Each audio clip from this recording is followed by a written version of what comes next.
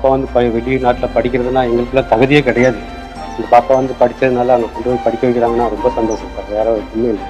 நான் இப்போ வந்து ஈஷா யூனிவர்சிட்டி தைவானில் வந்து bachelor of artificial intelligence engineering படிச்சுட்டு இருக்கேன். நான் மட்டும்தான் இந்த மாதிரி ஃபஸ்ட்டாக எங்கள் டிஸ்ட்ரிக்ட்லேருந்து ஃபுல் ஸ்காலர்ஷிப்பில் தைவான் நாட்டில் படிச்சுட்ருக்கேன். அரசு பள்ளியில் தான் எங்கள் 2 பசங்களும் படித்தாங்க.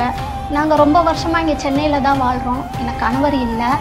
ஆனாலுமே என்னுடைய தையல் தொழிலை வச்சு தான் நான் என் 2 பசங்களையும் நான் வளர்த்து காப்பாற்றினேன். முகமது யாசின் என் குழந்தை அப்படிங்கிறத காட்டிலும் அரசு குழந்தையா இன்னைக்கு வளர்ந்துக்கிட்டு இருக்கிறான். சென்னை டிஸ்ட்ரிக்ட் மாடல் ஸ்கூலில் படித்தேன். இப்போ பார்த்தீங்கன்னா தாய்வான் மிங்ஸ்வான் யூனிவர்சிட்டியில் படிச்சுட்டு இருக்கேன். நான் இப்போ 2nd இயர் படிக்கிறேன். நான் இங்கே தாய்வானில் படிக்கிறதுனால எனக்கு இன்டர்நேஷனல் ஃப்ரெண்ட்ஸும் இருக்காங்க. அவங்களோட மொழியும் ஈஸியாக கற்றுக்க முடியுது, அவங்க கலாச்சாரத்தினால கற்றுக்க முடியுது. நான் இங்கே வந்துமே ஹார்ட் ஒர்க் பண்ணி ஃபர்ஸ்ட் இயரில் 92% ஆவரேஜ் வச்சுருக்கேன். அரசு பள்ளி மாணவர்களாலையும் சாதிக்க முடியும் அப்படின்றத வந்து நாங்களாம் ப்ரூவ் பண்ணி காட்டியிருக்கோம்.